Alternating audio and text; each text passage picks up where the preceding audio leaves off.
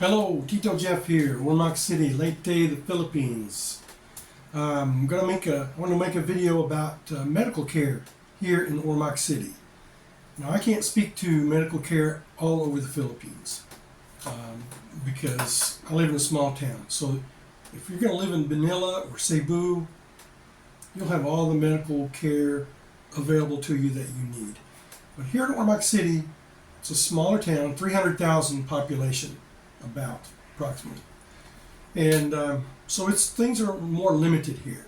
It's kind of like when I lived in Kentucky. I lived in Lexington, Kentucky. We had about 4 or 5 hospitals.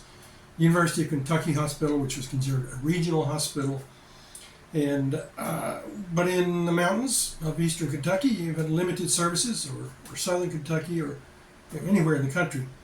So people had to travel there, 2 or 3 hours sometimes to get to a specialist in Lexington, Kentucky. So it's the same thing here. So here in Ormoc City, we have 3 private hospitals. We have OSPA, O-S-P-A, which stands for Ormoc Sugar Planters Association Hospital. And they started that a long time ago. The sugar planters got together and said, let's start this hospital.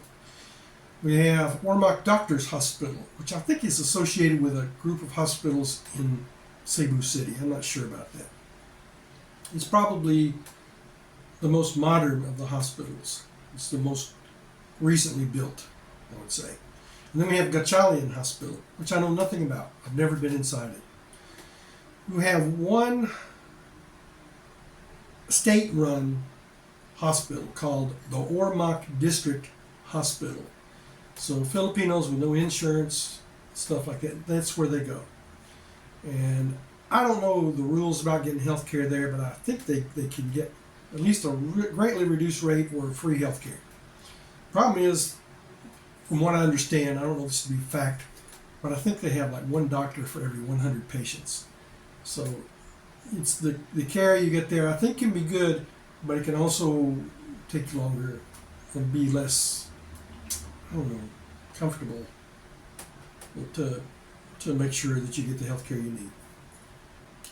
So let's talk about doctors here in Ormoc City. I see a cardiologist. Her name is Dr. Arevalo, Rodette Arevalo. I think she's excellent. She stays updated on current cardiology information. I'll just say that. I don't know how to describe it. She takes good care of me. She's an advocate for me. She really is concerned about my health. Good doctor. I've also seen a gastroenterologist since I've been here. When I was 2 months after I arrived here, maybe a month and a half, I was in the hospital for 4 days with gastroenteritis. So I had the runs and was dehydrated. And he was called in to see me because I have a special condition. I have no colon. In 2005 in America, I had to have my colon removed, total colectomy. That's another story. Maybe I'll make a video about that. But I don't have any problems with it. I don't need much help here with it, but they sent this guy in. Pulmonary specialist. I see a pulmonary specialist because Dr. Arevalo, my cardiologist, diagnosed me one time with COPD. I don't have COPD. She don't know what she's talking about. But I do. After I learned more about it online myself, I said, yeah, I really do. Now, the reason I thought that, because my mother had severe COPD, and I watched her die from COPD. Her last breaths were just, horrific. She was fighting for every breath. And that's kind of, to me, that was what I had in mind when I thought of COPD. But I have what you call chronic COPD, where I have some trouble with coughing and phlegm and things like that. And that's from 30 years ago. I used to smoke, and I smoked a lot. And I was a chemist, so I was exposed to lots of chemicals. I worked as a farmer, exposed to all kinds of things there. So lots of pollution and things that contributed to that. We have a urologist here. I've been seen by a urologist while I was in the hospital because of another condition that I have. I won't go into that detail. Pediatricians. My son goes to see a pediatrician. She is very busy. I think she's a good doctor. My only concern is that she's really, really busy, and that many patients going through. That's okay. She's good, I think. My neighbor has a daughter who's just moved back from Cebu City, large city, 2 million people, and she is going to, in the future here, start her own practice here in Ormoc City. Currently, she is working on a certification in pulmonary pediatrics, or pediatric pulmonary certification, whatever that is, but pulmonary problems for children. So we have lots of subspecialties here as well. We also have ear, nose, and throat, and some oncologists. I don't know about all of those. Well, I did see an ear, nose, and throat specialist when I had some earwax build up in my ear.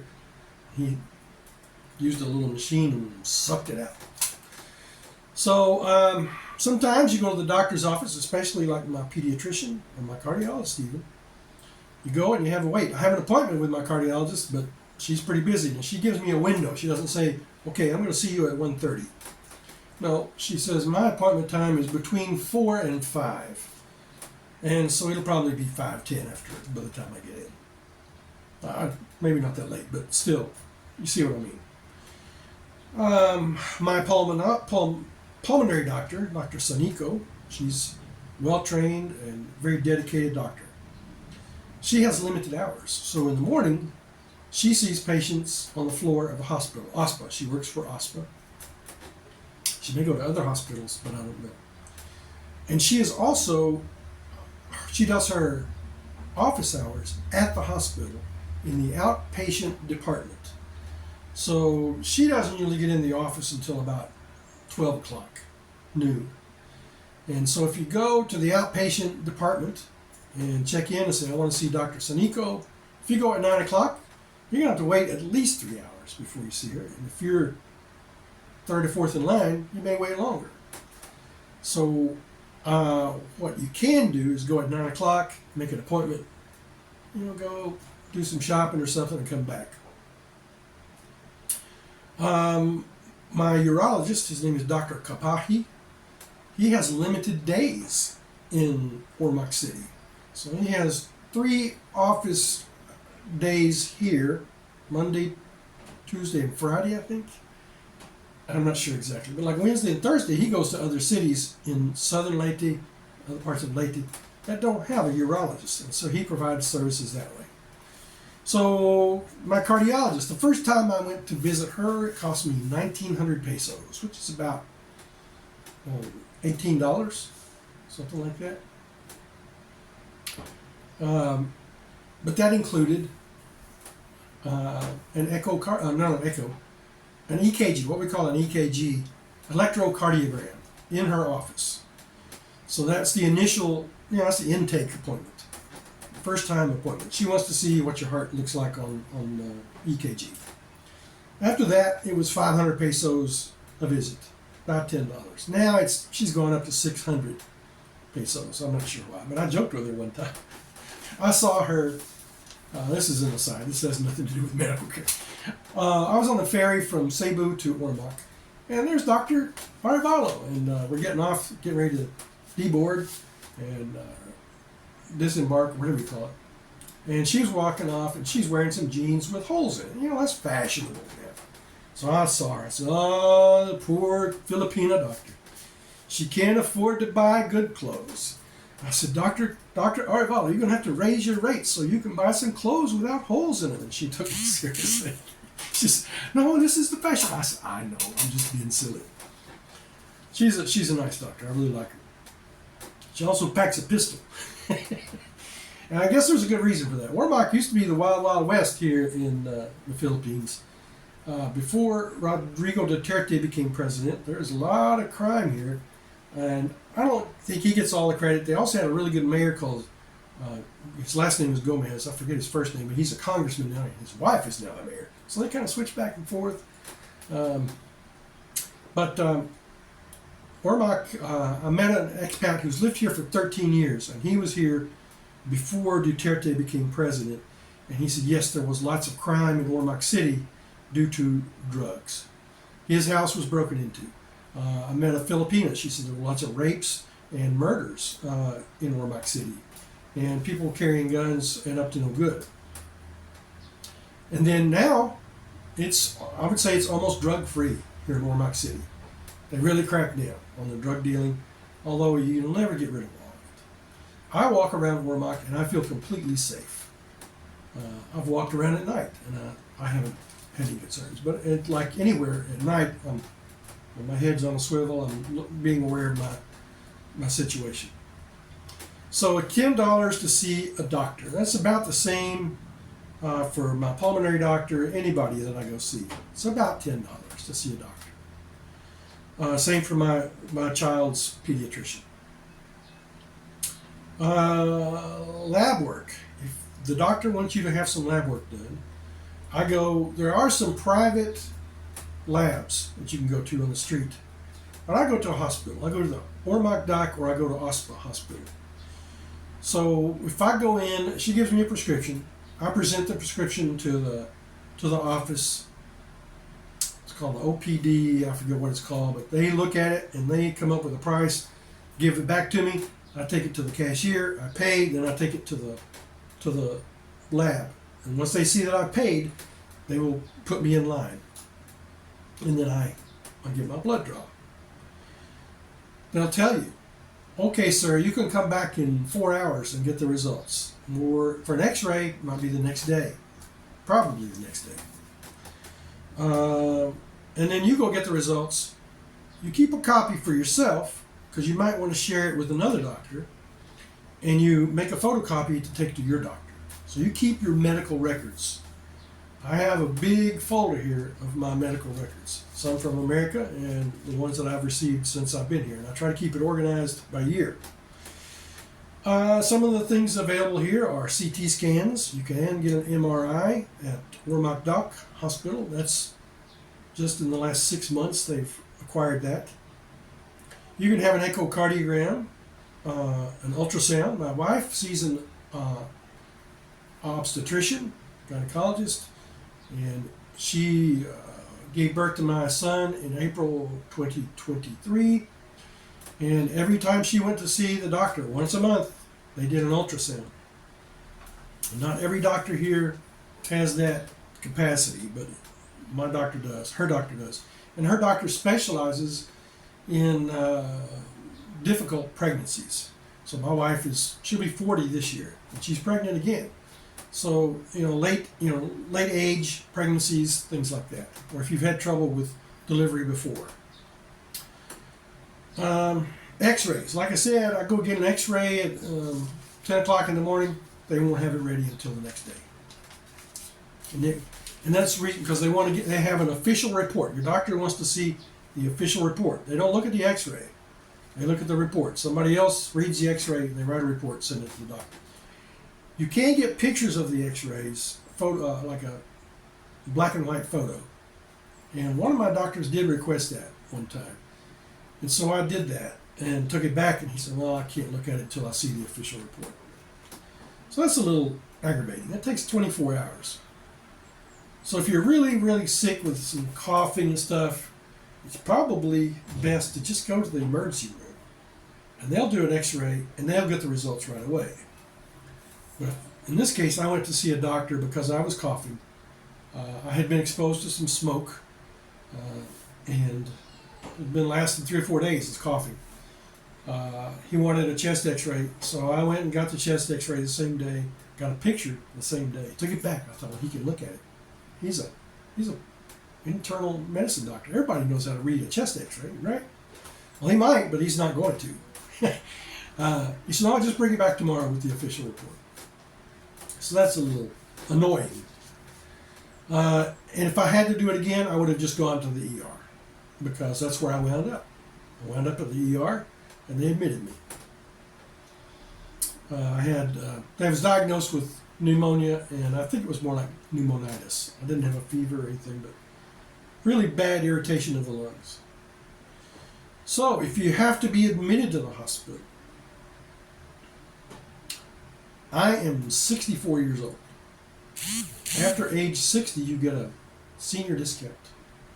Now, Filipino senior citizens are required to have a senior citizen's discount card. Now they can use that at the pharmacy, they can use it at the drugstore, they can use it at the doctor, they can use it at the grocery store, they can use it at restaurants.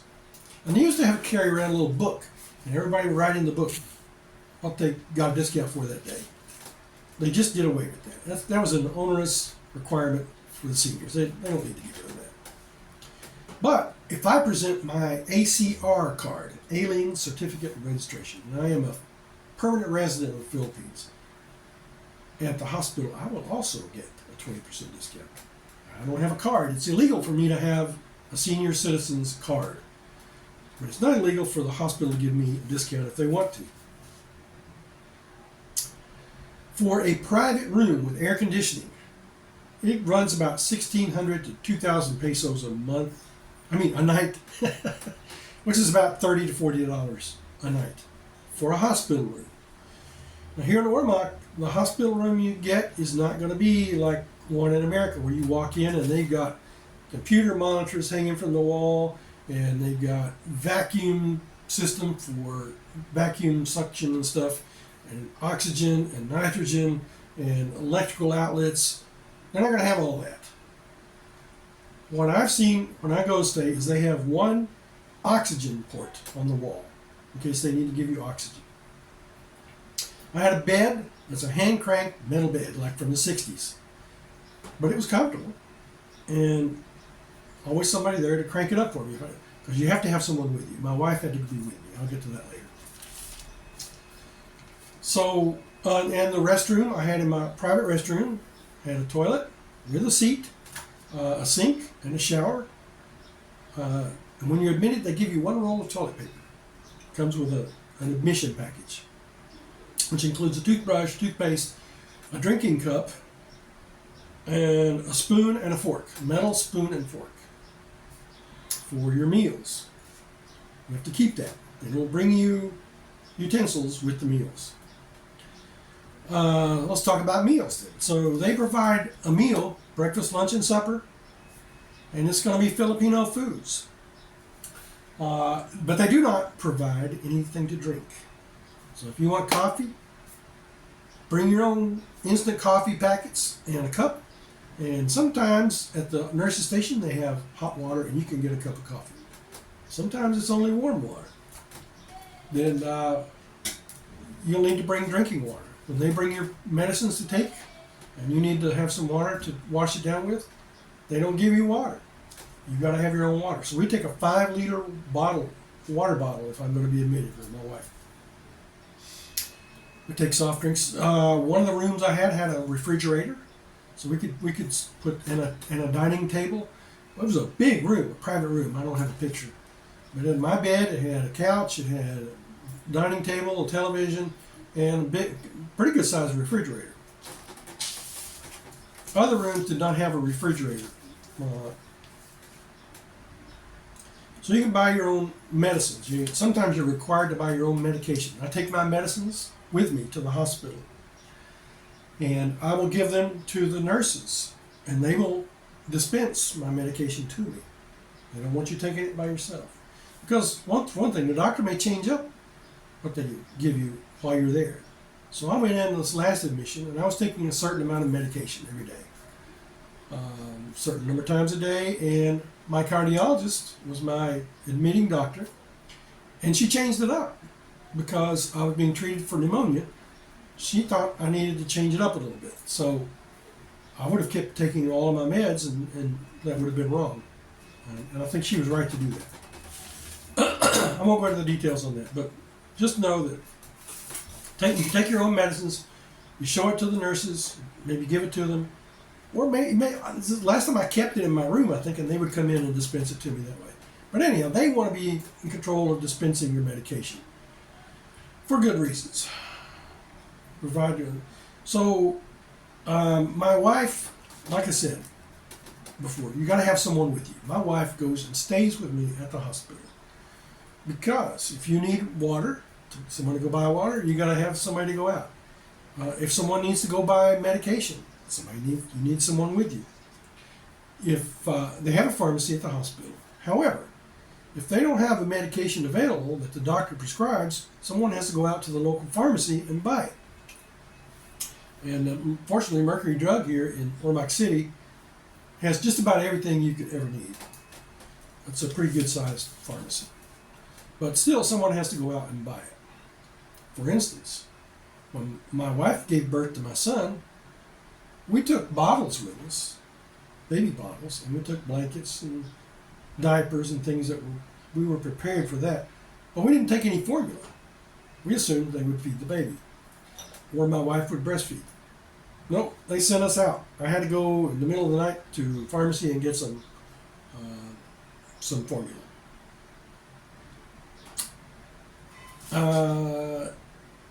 Which leads to another thing. If you got somebody with you and they spend the night, they've got a really uncomfortable little bench for them to stay on. So if they want to, they need to take a pillow and a blanket with them. But the hospital may not let you in with that pillow and blanket. And I think the reason for that is they don't want you carrying in mites of any kind, like bed bugs, scabies, anything like that. Because most of the people here in the Philippines live in little houses that are not, well, sometimes they have lice. I'll just say it that way. Lots of lice here in the Philippines. You'll see women in the village and they'll be combing each other's hair and picking at it. And what they're doing is they're picking out head lice. When my nieces come to the village here to visit my wife, they'll sit out on the porch and they pick head lice. So that's probably a good reason for you not to be allowed to take a pillow into the hospital.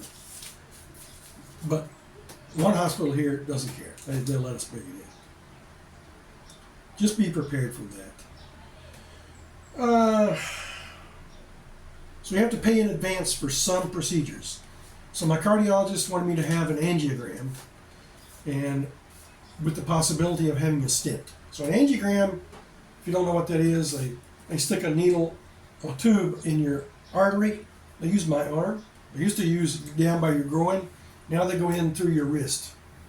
They run a tube up close to your heart and they inject a dye, a contrast agent, and then take like a CT scan of your heart while that's being pumped in, and they can see the blood vessels, and they can see if they're blocked. Your arteries on your heart, if they're blocked. If they're blocked, you're in trouble because you're going to have a heart attack eventually. So they can't do that here in Ormoc. They can do it in Tacloban, which is on the same island here as in Leyte. Ormoc City is in Leyte, Tacloban, Leyte. Tacloban is a bigger city and has better equipped hospitals. However, even in Tacloban, my cardiologist said they were not able to install a stent into the arteries. So a little stent is, so if your artery is clogged, they run a tube in there with a little wire mesh thing, and it expands and keeps the artery open, opens it up. You can't do that in Tacloban. So I had to go to Cebu City because I told the doctor, I said, if I have a blockage, I want to get it fixed then. I don't want to have two admissions. So we went to Chonghua Hospital in Cebu City. Very modern hospital. Had an electric bed, not a hand crank bed. Very clean, nice room. Had an oxygen port and a call bell. Rooms here in Ormoc don't have call bells. Some other things that were more like a modern USA hospital. My cardiologist that I was seen by there, a friend of Dr. Arevalo, he went to medical school at the University of Chicago, did a residency in Birmingham, Brooklyn, and Savannah, Georgia. And he is a teaching doctor now at Chonghua Hospital. So he had other doctors, medical school graduates, who want to be cardiologists, following him around. So I was seen by these residents and by him. So I got really good care there. I was there for 4 days. Probably would just be one night and go home. But they wanted to do some other tests. So they did an echocardiogram. They also did an aortogram. So they looked at my aorta from my heart all the way down through my body cavity. And so, like I said, we're getting back to paying in advance. So the cost of an angiogram with a stent, I think it was about 200,000 pesos, which is about $4,000. So that's a big expense. And if you have to have that here and you don't have any kind of insurance, you got to pay cash. Well, when I was admitted, they asked for 50% up front. So I gave them 200,000 pesos using one of my debit cards. And I had the money available, not a hardship, but I had it. Then I was not required to have a stint, so I got a refund for the part that didn't require a stint. So I only spent about 80,000 pesos on the hospital. I got 120,000 refund. That was including the aortogram, the angiogram, and the echocardiogram, and medications while I was there. They gave me a bunch of meds. So that was 4 days in the hospital. 80,000 pesos is about $1,600. My PhilHealth covered part of that. PhilHealth covered part of it, and I got a senior discount. So I went to have a sleep study in Cebu City recently. I had to pay for that in advance, pay up front. I paid 31,000 because it's 31,000 if you were positive for sleep apnea. If you're not positive for sleep apnea, they stop the test after a few hours, and that's it. But if you're positive, then they do a titration to see how much pressure you need from a CPAP machine to correct your apneas. Okay.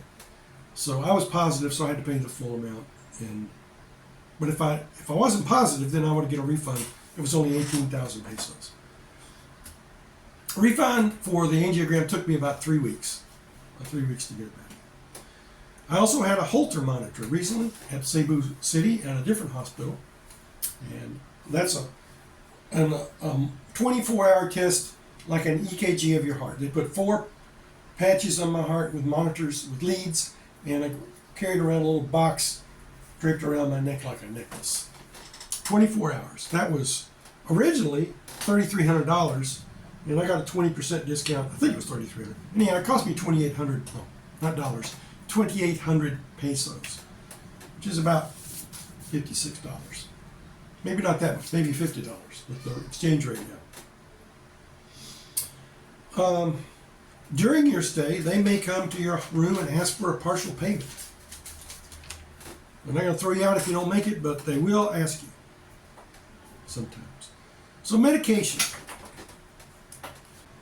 I do take a lot of medication here in the Philippines. I was taking it in America. I have high blood pressure. I've had a history of atrial fibrillation, so I take a blood thinner. I have COPD, so I use an inhaler. And I take some supplements, vitamin D, iron, and B12, the B complex.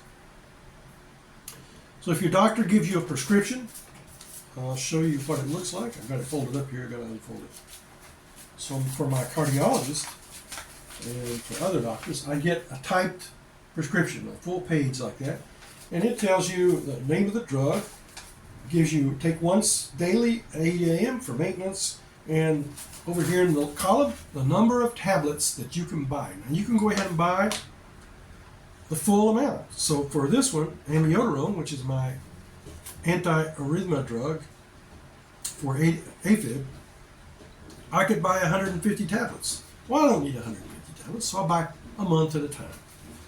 And they do not come in a bottle like they do in America. I don't know what they're like in Europe, but here in America, you get a bottle full of pills. Here, you get the blister packs, like that.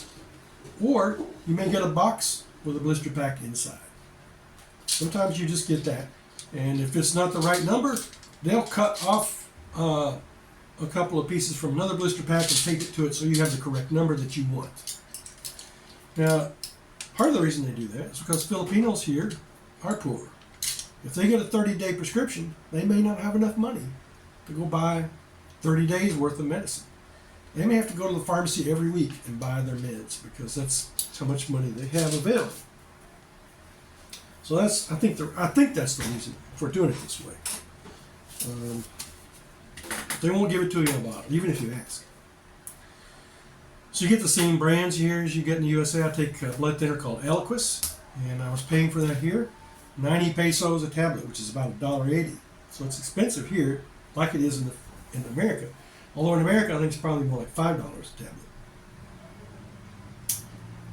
My cardiologist found out I didn't have health insurance. She just assumed foreign guy had health insurance, and I was getting reimbursed for my meds. She said, "Oh, well, let's give you the same drug, but it's a generic." Now, I don't know if generics are available for Eliquis in America, but here they are. So it's only about 33 pesos a tablet, saving some money.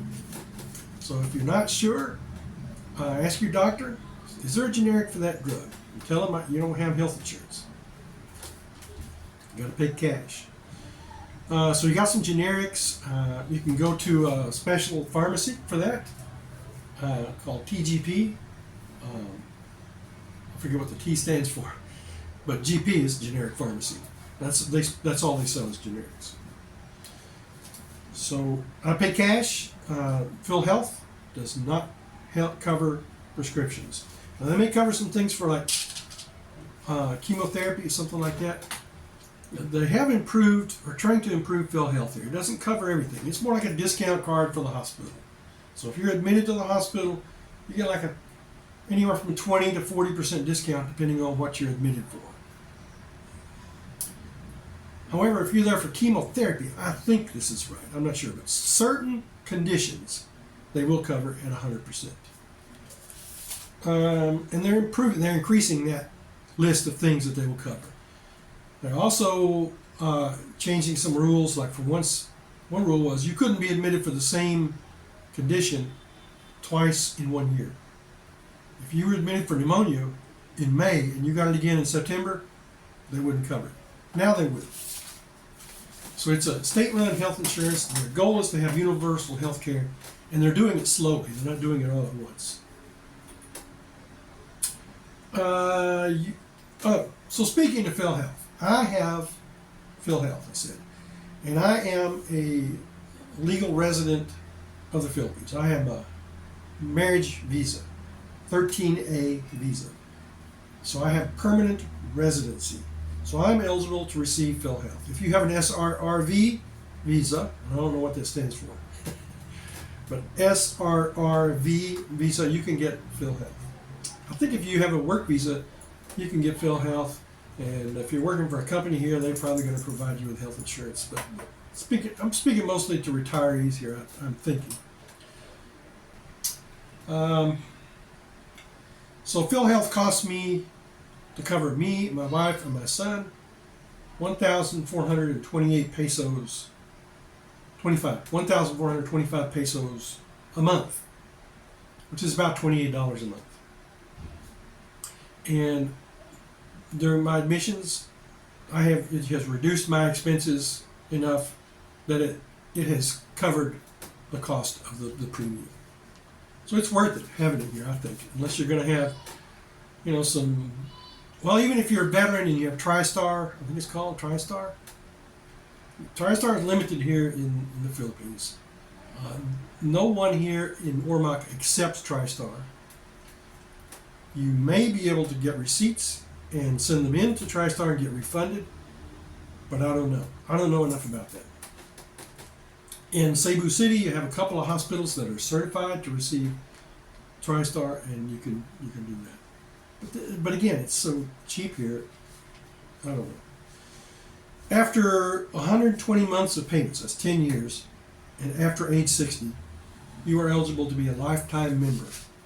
I don't know if that means you quit making contributions or not, but lifetime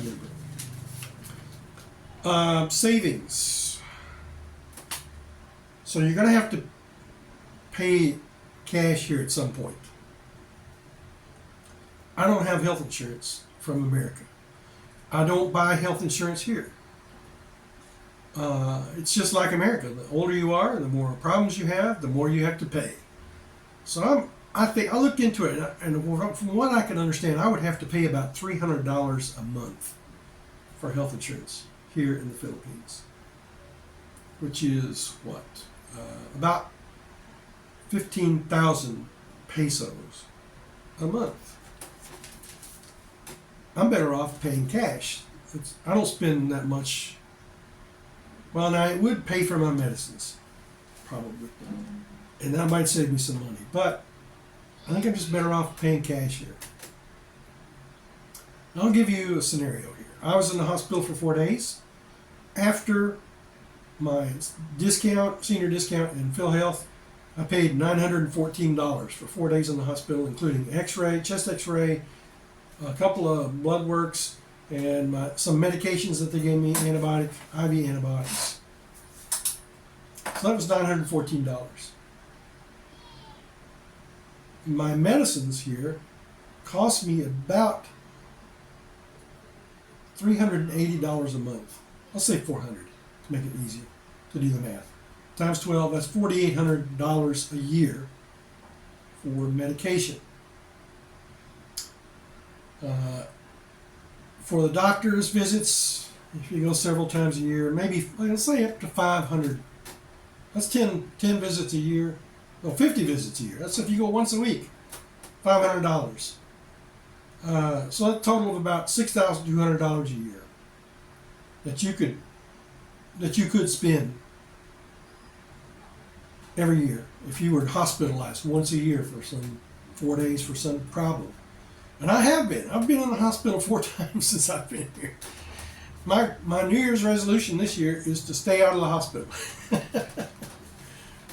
But like I said, it's pretty cheap, and I have an IRA, and that's exclusively for health care. And the way I calculate it, if I used 400,000 pesos, this is 6,000, is 300,000. That's including my medications I cover under my budget with my Social Security benefit. I can pay for that. So if you take that away, it's what, 4,000, that's $2,200 a year. It's not even that much. $1,400 a year for hospitalization. $1,400 a year for hospitalization. Okay, so I'm going to back up here. I just did some math. I had to stop the video and do some math. If you have private insurance, $300 a month, that's $3,600 a year, or 180,000 pesos per year. If you're hospitalized 4 days a year and you go to the doctor, you could spend up to like 1,400 pesos, $1,400 a year. And that would cost you about 81,000 pesos. Insurance, I don't know how much they would cover on pharmaceuticals. You're going to have copay probably just like in America. I don't know if you'd save any money, depending on what you want. Now, I have a lot of medicines, like I said, so I'm spending about $4,800 a year just on medicine. So maybe health insurance would be worth it if you've got to have a lot of meds. But I don't think so.